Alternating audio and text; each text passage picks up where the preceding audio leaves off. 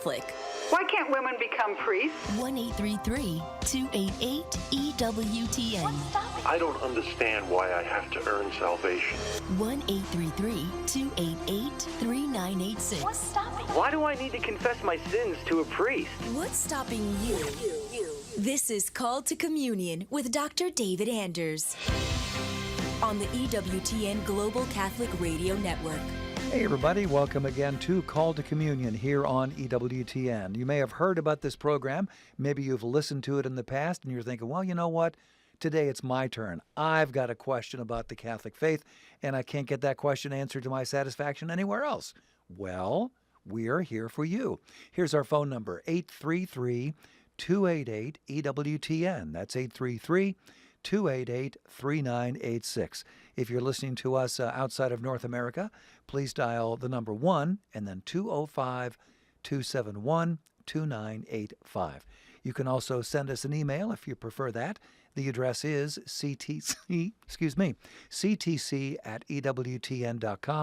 ctc@ewtn.com. Charles Beery is our producer. Matt Kabinski is our phone screener. Jeff Burson handles social media for us. If you want to ask a question via YouTube, Facebook, we can handle that. Just put your question in the comments box. Jeff will send it to us here in Studio One, and we're off to the races.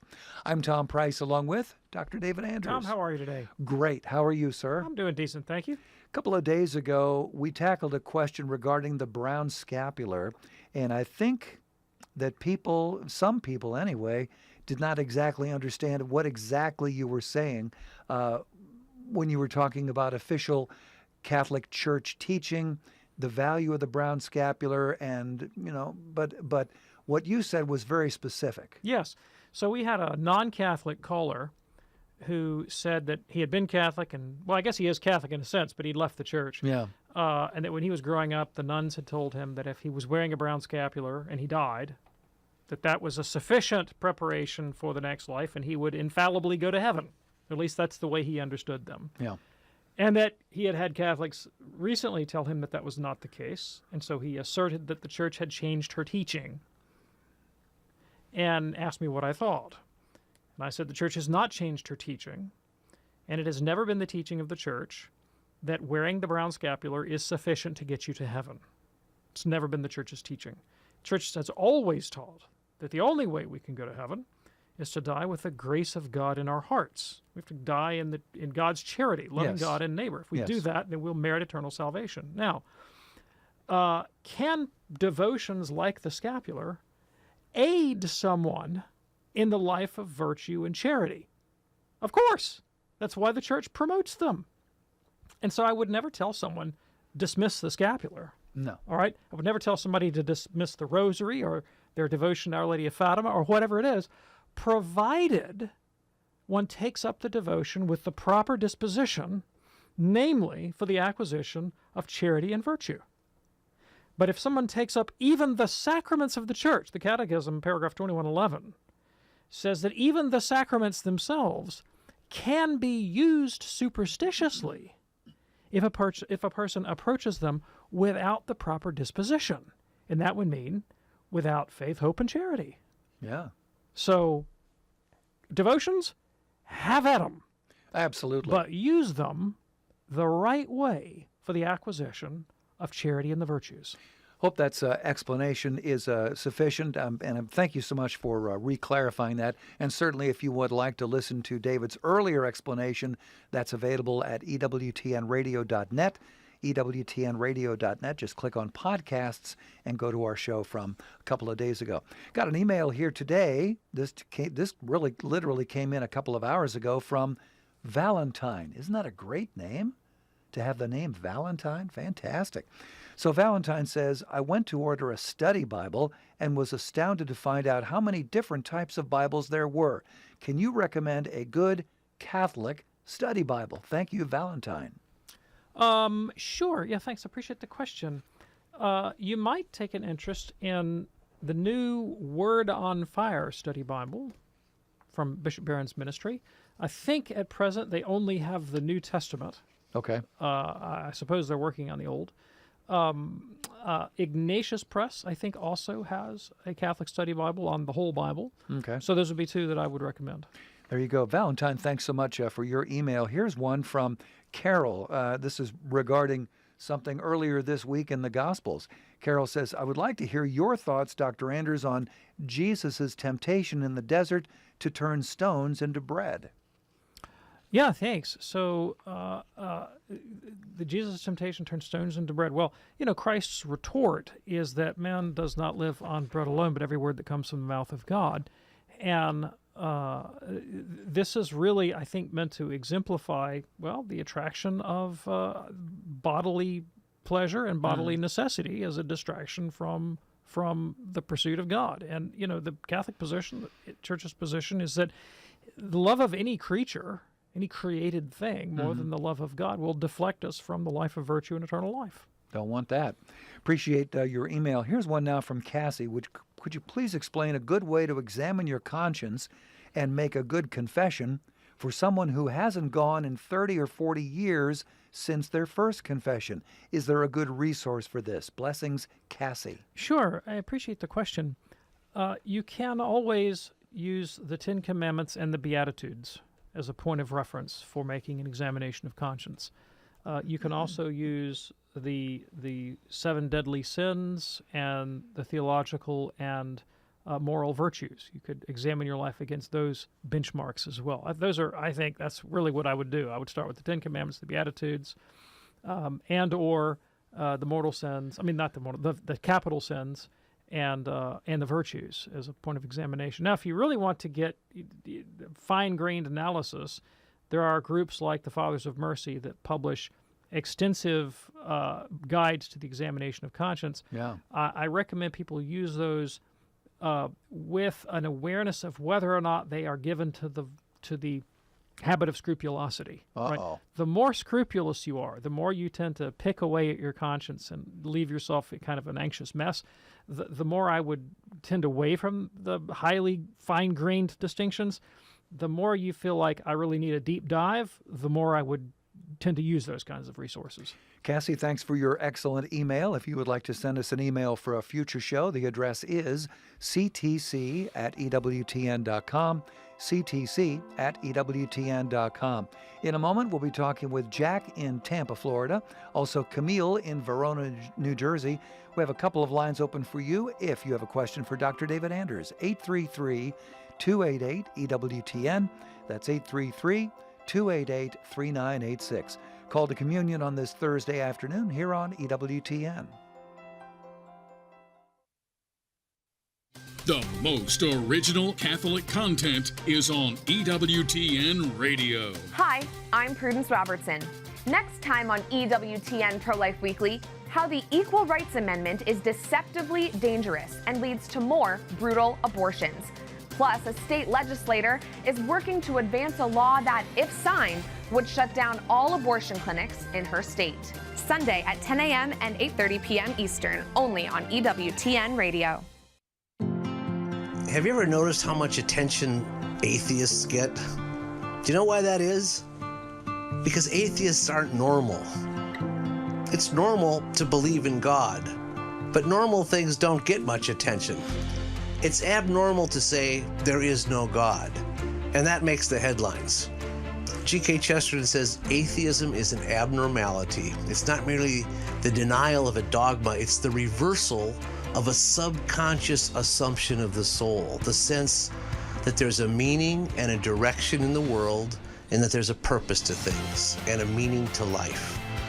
And Chesterton says, if there were no God, there would be no atheists. Spend more time with the Apostle of Common Sense. Visit chesterton.org for more information and go to EWTNRC.com to discover more books and programs written and inspired by G.K. Chesterton.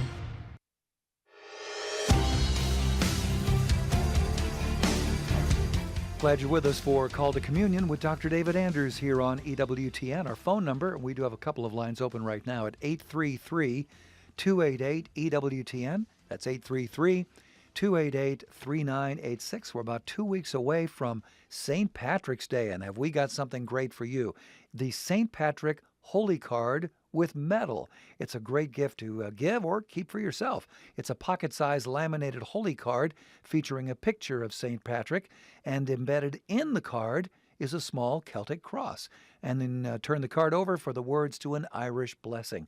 Each card about 2.5 inches by 3.5 inches, making them very convenient for any pocket or purse.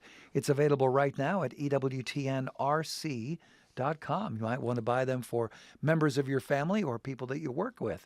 EWTNRC.com. If you're ready now, let's go to the phones at 833-288-EWTN. Let's begin with Jack, a first-time caller from Tampa, listening on Sirius XM, Channel 130. Hey, Jack, what's on your mind today, sir? Hi there. Hi, Dr. Anders. I've been listening to your show a lot. Just want to say thank you for everything you do. My question is, what exactly is the Catholic teaching on marital debt, and what does that look like practically in today's world? Yeah, thanks. I really appreciate the question. So the classic teaching here is drawn from St. Paul's first letter to the Corinthians, chapter 7, verse 9, where he says that it's better not to marry, but if you're not able to control yourself, it's better to marry than to inwardly burn with passion. And so I think that's the idea, that marriage is a lawful outlet for the sexual urge. And through most of the Church's history and its reflection on marital relations, the two ends that were frequently mentioned were the procreation of children, and then also the satisfaction of the marital debt. And the idea of debt here is that the spouses owe one another this duty of conjugal relations to mitigate against sexual temptation. Now, you ask about its relevance for today.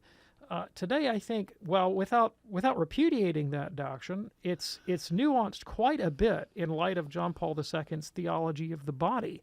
And what Pope John Paul brought into the discussion was a much deeper analysis of the personal dimension, the element of human personality and an interpersonal union that can pertain in marital friendship, and the dignity of the persons involved. And so, to speak of it in terms of a debt seems to make the thing feel very transactional, and that can happen in a way that would leave one or the other partner feeling quite commoditized or even used. Yeah. And so, without denying that, yeah, if you're in marital life, the conjugal union is definitely a part of marriage, but has to be taken in the context of love and self-donation, and so not to be applied imperiously in a way that would make the other person feel violated. Yeah. Hey, Jack, thanks so much for your call. That opens up a line for you right now at 833-288-EWTN. That's 833-288-3986. Call to communion on this Thursday afternoon here on EWTN. Let's go now to Camille in Verona, New Jersey, also listening on Sirius XM, Channel 130. Camille, what's on your mind today? Hi, can you hear me all right? I'm in the car. Yes, go right ahead. Okay, all right. I had sent an email, but I'll read the email. What I was asking was in regards to Matthew 11. I have a Bible discussion group at our church, and we were reading Matthew chapter 11. And, of course, one note led to another, and we're reading different passages. And we were trying to understand who was going to come to make the way for the Lord. Did Elijah of old come back as John the Baptist, or was John the Baptist born with the spirit and power of Elijah, and that John was the one who came to make the way for the Lord? And there was a second part of it. In Matthew 17:12, referring to John the Baptist rather than, or is Matthew 17:12 referring to John the Baptist rather than Elijah of old? Yeah, thanks. I appreciate the question. So I can't remember exactly how you stated the dichotomy. Is it John the Baptist in the spirit of power of Elijah, or there was one other interpretation that you offered? I forgot what the first one was. Let me propose a different analysis, however. The relationship of the Old Testament to the New is the relation of type to antitype, and so it's a different kind of relation than the ones that you laid out. What that means is that Old Testament prophecy can identify a particular historical person or a particular historical instance. And it is like the way a novelist would use foreshadowing as a literary technique, right? If you think of God uses those things as foreshadowings, so that there is a version of that in the New Testament without there being perfect identity. And so the Old Testament type evokes and is recognizable in the New Testament antitype without there being a perfect identity. And this is not only with respect to John the Baptist, but we see this all over the place in the New Testament, where, Paul will say, for example, that Hagar and Sarah are two mountains, Mount Sinai and the other one. My mind's gone blank. And that they represent two modes of spiritual life, one according to the law and one according to the promise. Well, he's not saying there weren't Sarah and Hagar, but there are these types of being that are typified and exemplified and allegorized in these characters. Another one would be Isaiah chapter 7, when the prophet says that the virgin will conceive and give birth to a son, and his name will be Emmanuel. And in context, it looks like the prophet is speaking of someone contemporaneous with his own time, and yet the New Testament recognizes that as a prophecy of Jesus the Messiah.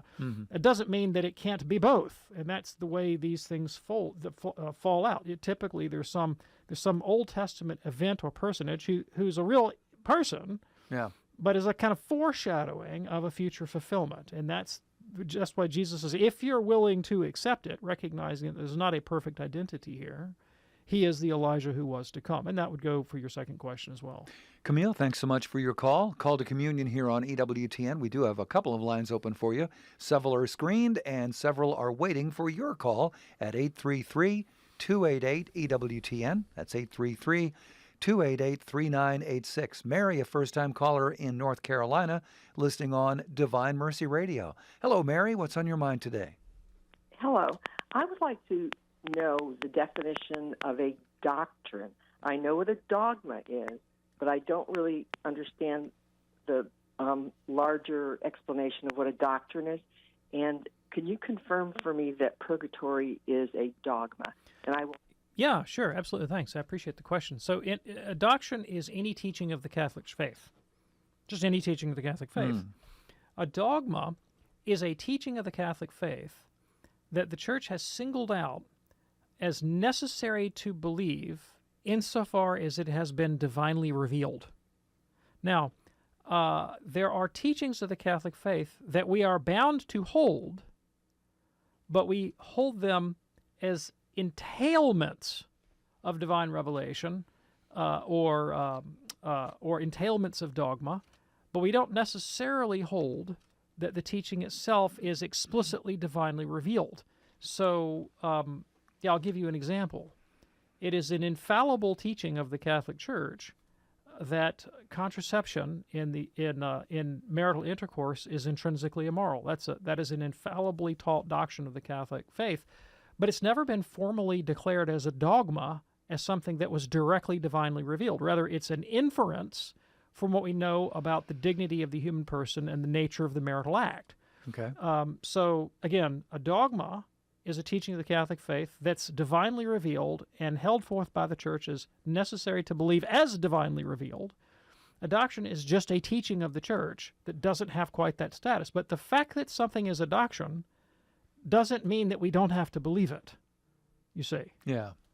And purgatory? Now, I will add this, a third category. There are doctrines that are speculative. A teaching of some theologian or some theological school, right, that are safe Catholic opinions, but Catholics are not bound to hold them. So here's an example.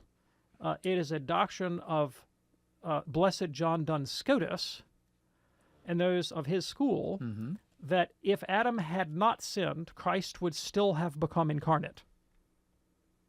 That was a Scotistic doctrine. Wow. All right? And a Catholic is allowed to hold that position. Okay. But if you're a Thomist, you don't. Yeah. All right. And her also question about purgatory. Oh, yeah. Purgatory is definitely a dogma. There you go. Appreciate your call from North Carolina. Call to Communion here on EWTN. A couple of lines open right now for you at 833-288-EWTN. That's 833-288-3986. Barbara's watching us on Facebook this afternoon. Barbara says, hello, I love your show. I am a Protestant desiring to become Catholic. I've gotten rid of a lot of my religious books. What about the writings of A.W. Tozer? How in or out of line are they with Catholic teaching? Ah, yes, old Tozer. I know about Tozer. Okay. So there's, of course, edifying things in Tozer and maybe admonitions of some value. But if you were to take my advice, if you're trying to get into Catholic life and to the Catholic life of prayer, I would dispense with Tozer immediately. You don't necessarily have to consign him to the trash heap or the rubbish pile, but I would definitely push him to the back of the bookshelf for the time being. Okay. Because his theology is not Catholic, and his theology of prayer isn't Catholic, and his theology of salvation isn't Catholic. Doesn't mean the man didn't have insights, doesn't mean there wasn't something of value there, but it's definitely not pure, unadulterated Catholic truth. If you like Tozer, try Jacques Philippe. Jacques Philippe is a modern 20th century, 21st century Catholic version of the kind of stuff you would have gotten in Tozer, but fully consistent with Catholic doctrine. So here's another one. Father Thomas Dubay, his book Fire Within, or any of the works of Thomas Dubay. So if you want popular Catholic works on prayer that will inspire you to the life of prayer, my advice would be Jacques Philippe, Thomas Dubay. Yet any others you want to recommend, Tom? No, I think those are all great. So that's where I would go. Fantastic. Barbara, thanks for checking us out on Facebook this afternoon. Here is Diana, a first-time caller from Riverview, Michigan, listening on Sirius XM, Channel 130. Diana, what's on your mind today? I was just wondering, does the Catholic faith believe that you have to be Catholic in order to get into heaven, or just being a Christian would be the same? Yeah, thanks. I appreciate the question. So actually, the way you pose the question, I see as a little bit of a false dichotomy, because the Catholic Church does not think that you have to be Catholic to go to heaven, nor does it think just being a Christian is the same. So neither one of those is true. Let me explain what I mean.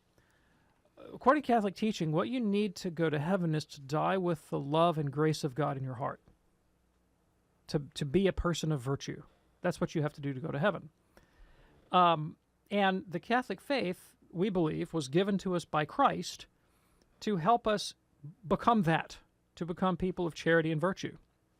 It's a supernaturally, divinely inspired institution for the purpose of making people charitable and virtuous. And as such, once you know that, once you understand that the Catholic faith was given to us by Jesus, well, why on earth would you not want to use the means that Christ has given you? Yeah. Right. Now, that being said, what if someone doesn't know that? What if someone doesn't know that the Catholic Church was given to us by Christ? Does that mean they have no chance of being charitable or virtuous? No, it does not mean that. There are elements of truth and sanctification outside Catholicism, and someone who lays hold of those elements may in fact come to grace and charity. Let me give you an example. Let's say the non-Catholic Christian, the Protestant Christian, who lays hold of, the truncated version of the Bible, that is the Protestant canon of the Bible. If someone reads the Protestant Bible and is inspired thereby to a life of charity and virtue, that person could be saved. Let's say the pagan philosopher, Socrates, for example, who doesn't have any Bible and is not a Christian. Mm-hmm. And yet he lays hold of the principles of rationality and true humanity that are his patrimony as one made in the likeness and image of God. And through the grace of the Holy Spirit offered to him in an unseen and invisible way known only to God, he comes to charity and the life of virtue. Then even Socrates could be saved. And that's in fact what St. Justin Martyr, 2nd century Catholic philosopher and apologist, thought. He thought Socrates could be saved. Erasmus of Rotterdam used to say, St. Socrates, pray for us, because he was so confident of that fact. Yeah. So the Catholic faith is the most manifest, visible, objective means of grace given to us by Christ, and so we invite all people to participate. But God can use anything to effect truth and sanctification in a soul if he chooses. Diana, is that helpful for you? I think so. All right, very good. Hey, thanks so much for your phone call. We do have a couple of lines open for you if you have a question for Dr. David Anders, and if you call right now, we can probably get your call on today's program, and we will certainly make an effort to do that. Here's the number, 833-288-EWTN. That's 833-288-3986. Or if you're listening outside of North America, then you'll want to dial the number 1 and then 205-271-2985. That's 1-205-271-2985. And of course, as we mentioned earlier, you can always shoot us an email. Send that to ctc@ewtn.com. In a moment, we'll be talking with Betty, a first-time caller from Virginia. And looks like two lines are open right now at 833-288-EWTN for Call to Communion with Dr. David Anders. Thanks so much for listening.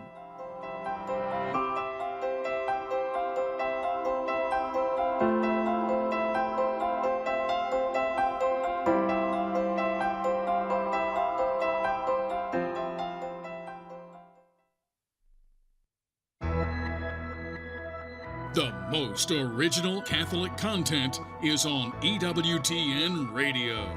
Hey, I'm Michael O'Neill, the Miracle Hunter. Join us this week as we visit with author Brett Thoman about Padre Pio. Also, a discussion on Lourdes with Anthony Ryan. The Miracle Hunter with Michael O'Neill. Saturday afternoon, 1 Eastern on EWTN Radio. Hi, we're Greg and Jennifer Willits, founders of rosaryarmy.com. When you pray the rosary, you could say the saints pray with you. Think about it. When we pray the rosary, we can also invoke the intercession of the saints, especially the Virgin Mary, the mother of Jesus, and the saints associated with the rosary, such as St. Dominic, St. Padre Pio, St. Maximilian Kolbe, St. John Paul II, and countless others. For Rosary Army, our go-to saint is St. Louis Marie de Montfort. But not only do we invoke the intercession of these saints, but the writings of these saints also help us better understand how the rosary can guide us in our lives and strengthen us in our spiritual journeys. The prayers of the rosary help us to connect with the communion of saints and benefit from their powerful intercession. So you too can pray with the entire communion of saints when you pray the rosary. Learn more about the rosary and how to make it a daily part of your life. And you can listen to our shows, Adventures in Imperfect Living, and more at rosaryarmy.com and wherever you find your favorite podcasts.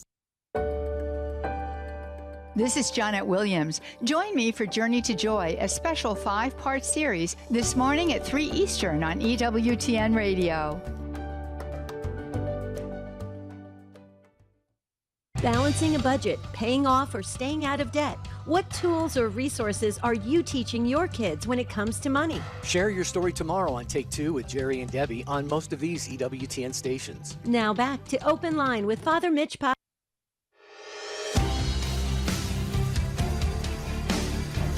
Hey, what's stopping you from becoming a Catholic? Let's talk about that here on EWTN's Call to Communion with Dr. David Anders. Looks like all lines are full right now.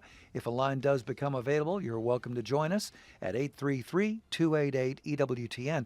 Before we get to the phones, I want to give you a couple of shout-outs here, David. The first one from Julie, watching us on Facebook. She says, I had 12 years of Catholic education, but have learned much more about the Church from this program. The explanations are so easy to understand.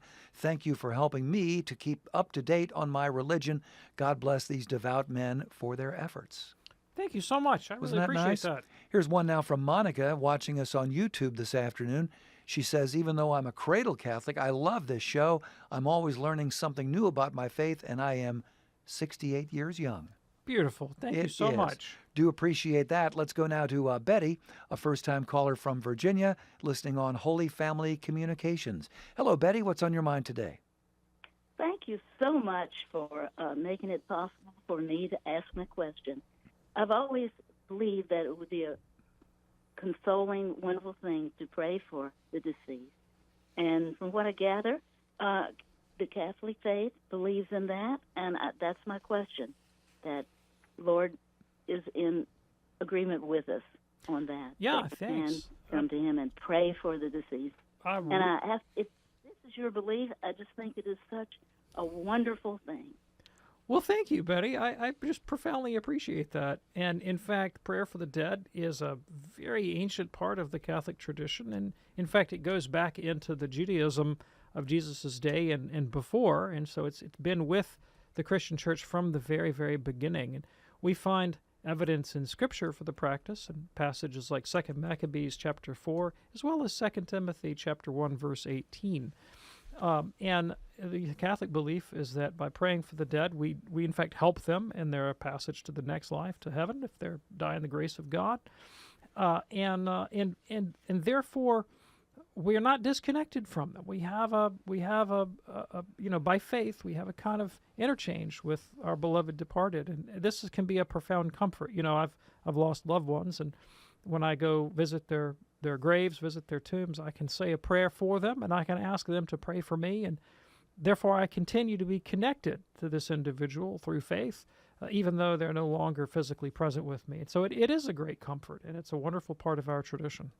Betty, thanks so much for your call. Here is Jenny now, a first-time caller from Northwest Ohio, listening on the great Annunciation Radio. Hey, Jenny, what's on your mind today? Yes, I had a question about, I have been listening to Annunciation Radio for a long time. I am not Catholic by denomination, but I have married into a Catholic family. And there was a caller previous that was talking about like the virtues and charities will also help anybody that's not Catholic come into heavenly goods. How do you teach young ones? Like I have 2 young boys, and they are going through like the PSR and everything. I want them to know everything about religion. I had a wonderful mother that raised me up she took me to every type of religion and let me decide what I wanted to do. I have a lot of pressure from my family, being as how I'm the only one that's not Catholic, but I still go to Mass, and I will go up and cross myself and still get the blessing and everything. But how do I continue that with my 2 young boys to help them along the path? Yes, thank you so much. I really appreciate that. So I have a number of thoughts on this. If I understand you correctly, you want to encourage your children's religious development, and yet you don't feel like you can pigeonhole them within the Catholic faith, and yet your Catholic family is pressuring you to do just that, and you feel uneasy in your conscience about it. So what should you do? You mentioned at the outset the importance of charity and the virtues. And that's something I think where you can unambiguously put a very great deal of your emphasis on raising your children in charity and the virtues. And things like being responsible for themselves, making their bed when they get up in the morning, doing the dishes, if you live in a certain part of the country, saying sir and ma'am. If another part of the country, just making sure they're respectful to their elders, and doing all those kinds of things that tend to produce good citizens and good people who are considerate of others. And those kinds of virtues of resilience and self-reliance and regard for others are incredibly important for enabling a person to take up and to continue the practice of any religion. And very often those who walk away from the church or any church, they may have been catechized in the doctrines of their particular faith, but without the virtues to practice, they fall away. And it's not a matter of intellectual assent or belief. It's really a matter of, that deficit of virtue in their life. So you really do well as a parent, I think, to emphasize the moral dimension of Christian living as something that's necessary even for living those dogmatic truths that will come later down the line. Another thing that comes to mind, you want your children to be broad-minded and critical-minded, which I think is an outstanding thing. I'm going to betray some of my own biases here as a parent. For that, I think reading is your friend. Read and read and read and read and read with and to your children. Expose them to lots of literature, edifying literature, good literature. There's psychological studies showing that kids that are exposed to literature develop more empathy than kids that are not exposed to literature, fiction in particular, narrative, and literature that has moral and religious themes. Is a good way to introduce them to religiosity if you don't want to pigeonhole them into Catholicism. Now, I'm really going to go out on a limb and really display my prejudice here. But if you've got children and you speak English, which you do, I think, it's just me, you can disagree with me, I think everybody ought to read the Chronicles of Narnia a lot, all the time. You know, when I was growing up, C.S. Lewis's Chronicles of Narnia were like my second Bible, and of course, the whole point of Narnia, C.S. Lewis's children's novels, is that they don't teach so much as they evoke the Christian faith. If you enter into the fictional world of Narnia, you know what it feels like on the inside to have religious faith and to strive after virtue and to be connected with God without that being connected to any particular ecclesial organization. And Lewis himself, in his book Mere Christianity, which was for grown-ups, said that's exactly what he was aiming for. He was aiming for those things that most Christians hold in common without pigeonholing to one denomination or another. Scripture, of course, is worthy of reflection and study and veneration. And if they are in the Catholic Church, you know, I wouldn't refuse to teach them the Catechism. I mean, you let them know the Catechism, let them go to PSR, but you can supplement with these other things. And then finally, if you can, involve them in works of mercy. Yes. Right? And you could do that as a Catholic or not, but church groups often have social work, social justice works of mercy that they get involved in. And kids that can participate in that can learn to see the church through some lens other than just the dogmatic. Jenny, is that helpful for you? That is very helpful. It definitely gives me some avenues to go. I don't want you to think that I was just trying to not pigeonhole them. Whatever my children decide to be, you know, denomination-wise, I will support wholeheartedly.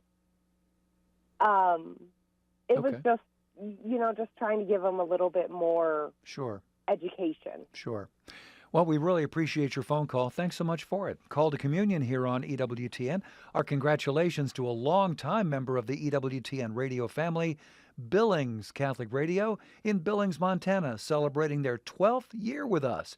Congratulations to Roy Brown and his great team at Billings Catholic Radio from your friends here at EWTN. Let's go down to Mary, Virginia, a first-time caller from Houston, listening on the great Guadalupe Radio, AM 1430. Hey there, Mary. What's on your mind today? Hey, thanks. We have 6 children. I'm in my late 60s. My husband and I are in our late 60s. And our children had excellent education. And by the way, your advice about the Narnia books is all our kids individually own their own full copies of the set. Ah, very good. We taught both also through action. We had a disabled friend and with an enormous library of books that we would be happy for them to read, and we'd lend them to her for, you know, a couple of hours, and they would do some chores like cleaning toilets and washing dishes, and then she would let them have the run of her library. So they're all readers.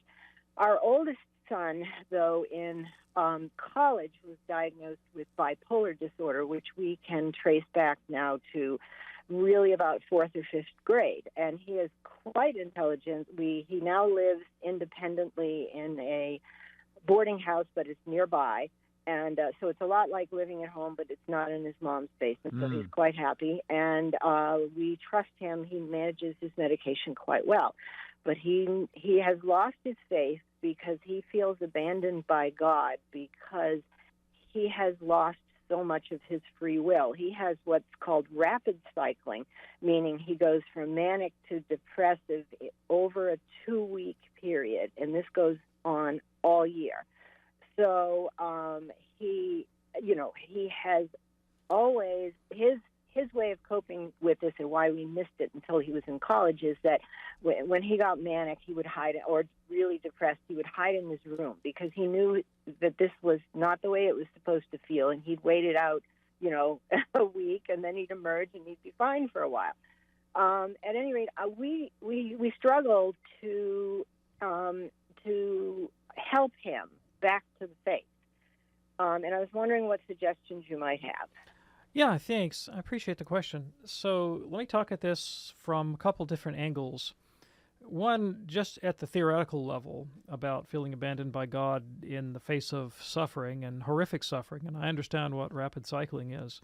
The idea that the Christian faith should, or that God should preserve us from suffering is not a Catholic idea.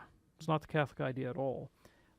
Nor is the Catholic idea of God that God is just kind of benevolent grandfatherly personality who relates to us in that kind of interpersonal way, and recognition of the crushing alienation, the confusion, the sorrow, the brokenness, the profound disappointment that can be part and parcel of some lives.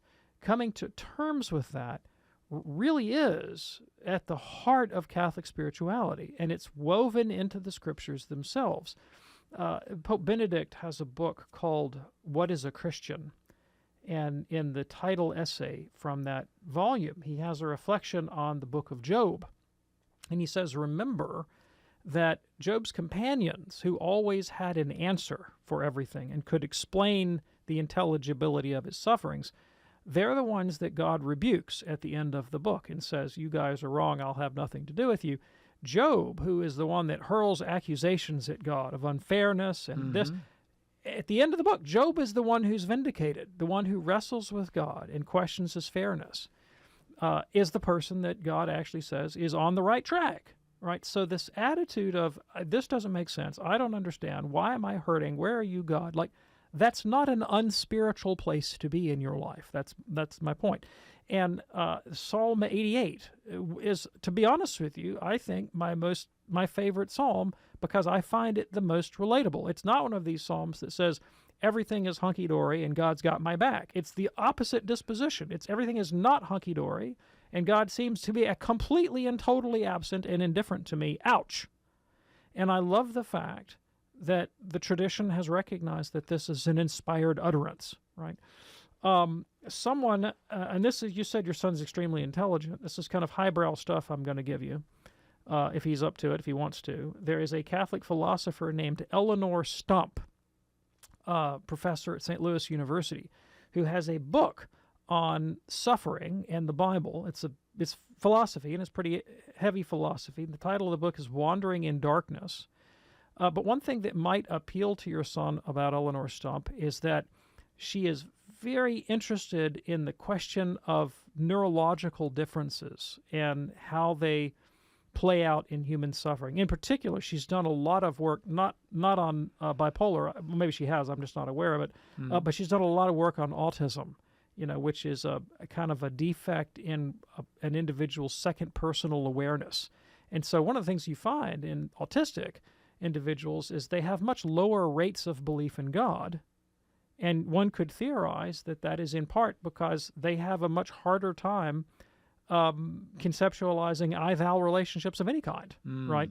And so she deals with that, and she deals with some of the neuroscience behind human suffering and neurological difference, and how we might understand that in light of biblical narrative. So all that's maybe suggestions for him to consider and think about.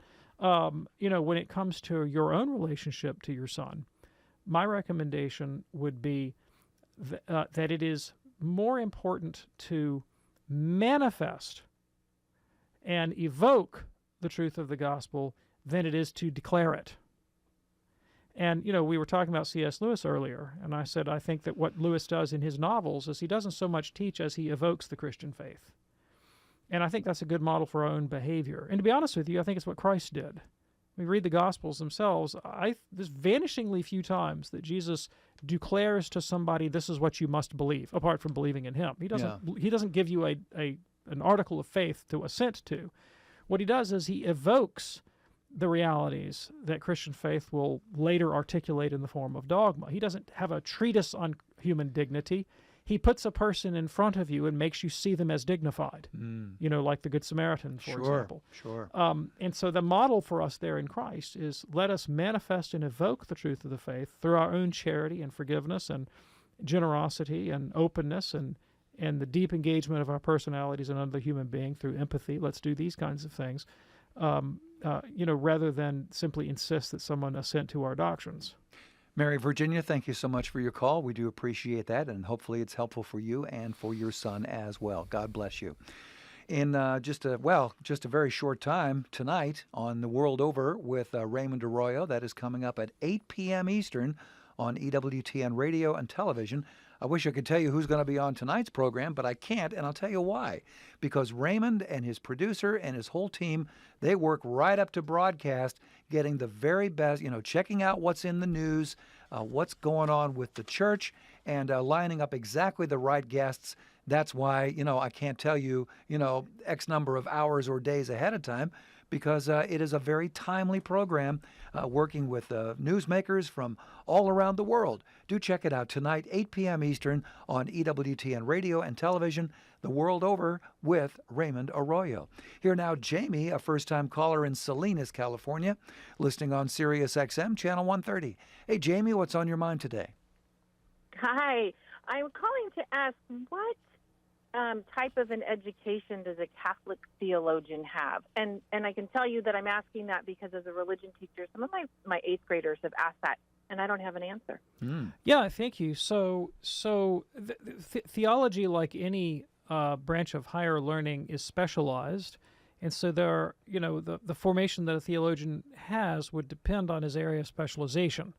But at the very least, a Catholic theologian would have knowledge of sacred scripture, would have knowledge of biblical languages, would have a very deep formation in the history of philosophy, and principally a deep engagement in the works of Aristotle, Thomas Aquinas, and these days also probably 20th century phenomenology. So philosophy is absolutely essential to the practice of Catholic theology. And then finally, they would have a deep engagement in the history of the Catholic theological tradition. So now, there's 1,000 permutations within there. So, you have someone who's a moral theologian will have a different formation than someone who is into fundamental theology, which will be different from someone who is into dogmatic theology, which is going to be different from liturgical theology. So there are specializations within the specialization, but scripture study, languages, and then deep formation in the history of philosophy, and as well as the theological tradition, all of that would be a sine qua non for any theologian. Jamie, thanks so much for your call. You mentioned phenomenology. Let's go to Rick in Minnesota, listening on the great Real Presence Radio, who has a question about just that. Hey, Rick, what's on your mind today? Well, that last question kind of took the wind out of my sails. Okay. But I was just going to ask, is it not the case that both John Paul II and Benedict XVI were phenomenologists, and what's the implications of this to modern Catholic theology? Yes, thank you. I really appreciate the question. So Benedict XVI is not generally classed among the phenomenologists. Of course, he read them and was deeply conversant with them, but that's not his major philosophical orientation. Benedict XVI did his doctoral studies and his Habilitatione Schriften on Augustine and Bonaventure, and of course he was very, very much engaged in the biblical studies literature, 20th century biblical studies literature, and was a great biblical theologian himself. So Bonaventure, Augustine, biblical studies, but he was a polymath. I mean, he really was incredibly widely read in all fields of study and could converse with people on almost any topic. So, but phenomenology not his major orientation. If you're interested in Catholic phenomenologists other than John Paul, the two that come to mind right off the bat would be Edith Stein and Dietrich von Hildebrand. Ah, very good. Hey, Rick, thanks so much for your call. Here's Tim in Seattle, listening on the great Sacred Heart Radio, one of our longtime partners. Hey, Tim, what's on your mind today, sir? Yeah, hi, thanks for your show. How does a Catholic or a Christian in general just learn to let go of, in the workplace, when it seems like it's a struggle to want to believe that others are going to have the same ethical and motivation to do the right thing in the workplace. I mean, I've kind of given up trying to think that I could change the atmosphere. So how do you just learn to let it go? Oh yeah, I think you've absolutely put your finger right on it. You're totally not going to change the atmosphere or other individuals. What you can do is commit yourself 100% to living a life of virtue, especially justice towards your employer, justice toward your fellow workers, fortitude, perseverance, prudence, good judgment. All those things are incredibly important. And then not doing anything to violate your conscience. My father was not a Catholic his professional life, but he was a business attorney, a transactional attorney, and he worked around guys that did not share his Christian faith. And sometimes it really came to a point, like if they had a business trip out of town, sometimes other attorneys would try to press him to go to, let's say, unseemly clubs, And my dad, when he would get wind of it, they'd all be in a cab, and my father would just say to the cab driver, "Stop the cab right here, let me out on the curb. Just stop right now, let me out on the curb. I'm not going 1 foot more." And he would get out and catch a cab and go back to the hotel. Wow. And other pressures like this would come online, and he would always, not only would he say no, but he would cover his tracks. He would open the door, get on the phone, call my mother, put her on speakerphone, and say, "Now, what was it you're going to say?" Like he wasn't rude, he wasn't pushy, he didn't try to convert people, but he made it plain that he wasn't going to go along when other people wanted to get involved in immoral activity. And then what happened is, after a couple decades of that, when the younger generation came online and they started to feel the pressure, they would say, "Well, tell you what, I'll go if you can get Anders to go."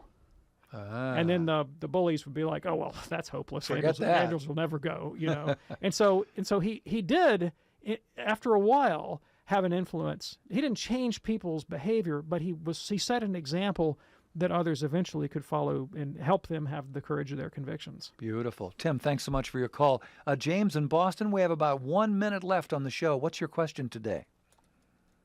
Good afternoon, gentlemen. My question concerns confession. I'm just, would it be better for long-term spiritual growth to confess to the same priest, or to just sort of take your chances, if you will? And the reason I ask, in my parish, there are 2 priests. We're blessed with 2.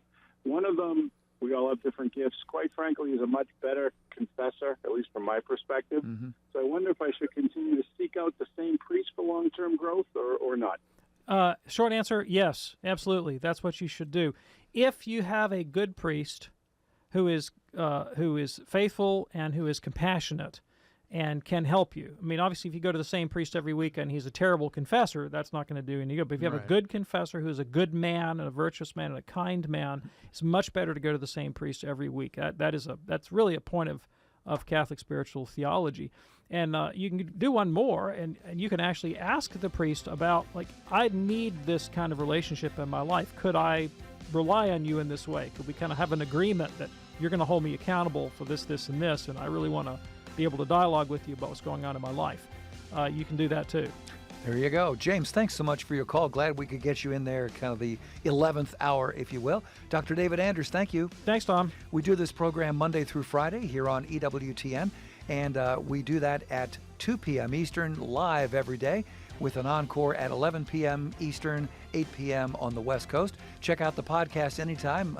Charles will have it posted for you in about 2 hours or so at EWTNradio.net, EWTNradio.net. On behalf of our fantastic team, I'm Tom Price along with Dr. David Anders. Thanks for joining us. See you tomorrow, hopefully, right here on EWTN's Call to Communion. God bless. One of the reasons we should go to Mass is because, if you look in the Catechism, you will see the fruits of Holy Communion. And these are